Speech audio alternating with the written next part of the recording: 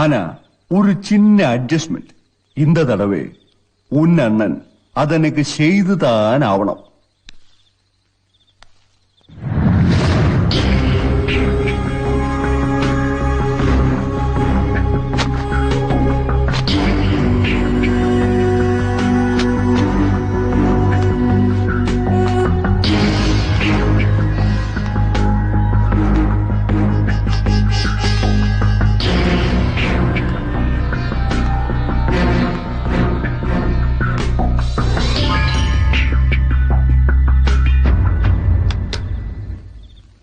വണക്കം മുതലാളി, എത്ര നാളായി കണ്ടിട്ട്.